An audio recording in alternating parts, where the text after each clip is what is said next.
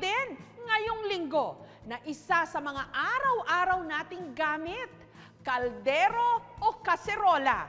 Pero alam nyo ba kung paano ito ginagawa? Just for the caldero, which will be used only once, we will spend 50 million. Ginisa ng ilang senador kung magkano ba talaga ang giant cauldron o kaldero na ginamit sa torch lighting ceremony ng Southeast Asian Games. Umabot daw kasi ito ng mahigit 50 million pesos. Dito sa Florida Blanca sa Pampanga, hindi ingay ng mga patutsadahan ang maririnig, kundi ingay ng mga abot-kayang kaldero at kaserola. Ang totoong giant kaldero, wala sa SEA Games, nandito sa tindahan namin. Kilala kasi ang kanilang bayan na gawaan ng mga ito. Ang isa sa pinakaunang shop kay Adela since 1950s. Yung mga parents ko, ganito na ang trabaho. Pag Pasko, marami kami mga customer. Dahil karamihan namimili sila ng mga pag-giveaway. Mas matibay daw ang mga kitchenware na mano-manong pinupukpok. Yun nga lang, pahirap ito sa kamay. Alis yung persa po kasi namin dito siya umano. Kung minsan napapaso, kasi po katulad dito, sunog na yung basahan namin, sobrang init. At nakabibingi rin. Tulad ng sa asawa ko, pag tinatawag ako, alas di ko na siya naririnig. Kasi dahil nga sa pupuk namin. Paano nga ba ginagawa ang mga pang-araw-araw nating gamit sa kusina? Ganito po yung paggawa namin.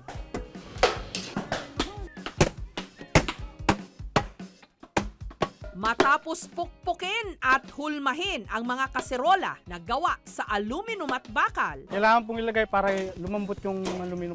isa-isa itong isinasalang sa apoy. Kailangan din natin iinit para lalong lumalim. Pag nag-iba na yung tunog, pwede na yun.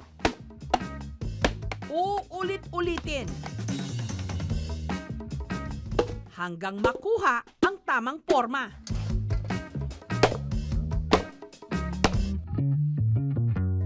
Pag malamig na, pwedeng isarap na naman natin. Sunod itong kakabitan ng tenga o hawakan. Putasin na po natin para sa handle niya.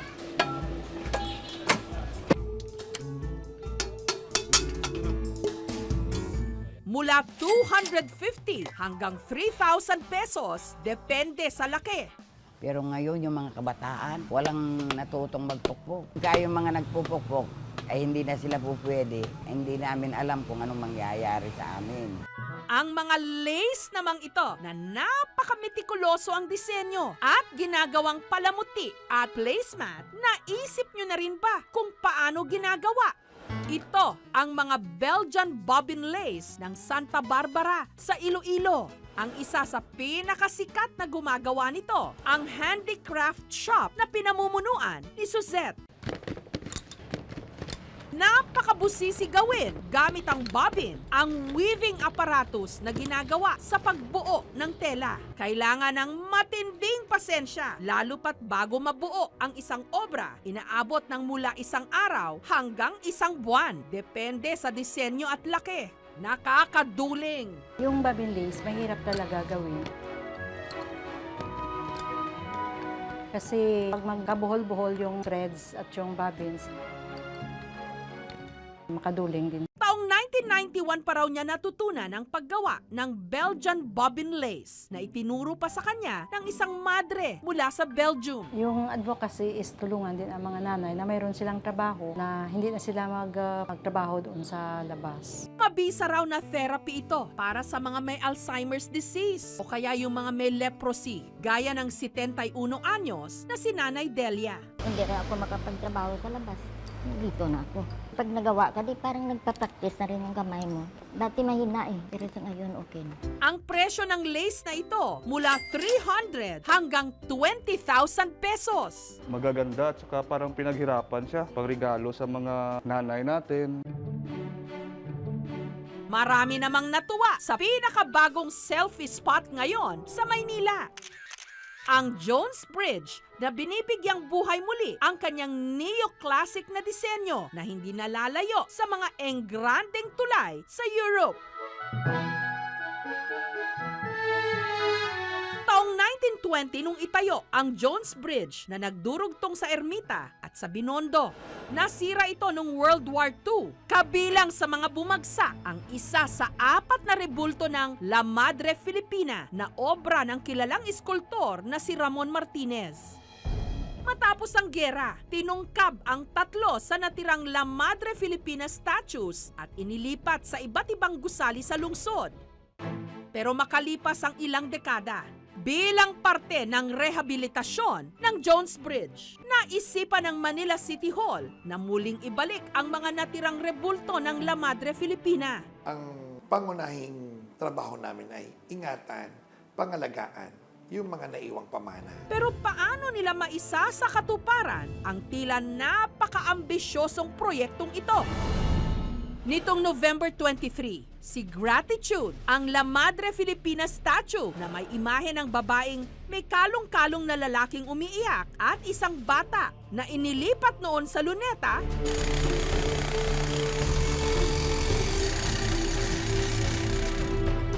gamit ang crane, maingat na hinugot sa pagkakabaon.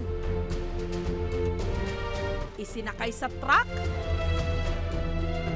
at ibinalik sa Jones Bridge.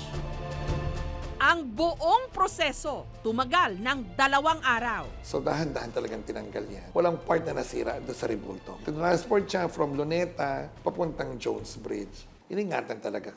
Habang ang rebultong si Democracy naman, ang imahe ng batang may hawak ng dahon ng laurel na pinaniniwala ang nahulog pa noon sa Pasig River, ginawan nila ng replika.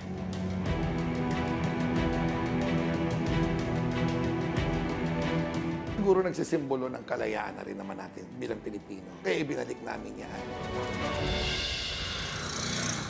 Samantala, tuloy naman ang negosasyon para tuluyan na ring maibalik sa Jones Bridge ang 2 pang rebulto ng La Madre Filipina na sina Progress at Justice na kasalukuyan ngayong nakatindig sa harap ng gusali ng Court of Appeals. The art, everything is very nice. Hindi mo na kailangan pumunta ng Europe, andito na mismo sa Maynila. Halos hindi na makilala gawa ng mga ilaw. Pwede na sila pumunta dito, mag-picture. At sana po sa lahat ng pupunta dito, ingatan din naman natin ito kasi para pa sa ibang saling lahi natin. May mga trivia pa ba kayong gustong malaman? Ask us how! Mga kapuso, kung nagustuhan niyo po ang videong ito, subscribe na sa GMA Public Affairs YouTube channel and don't forget to hit the bell button for our latest updates.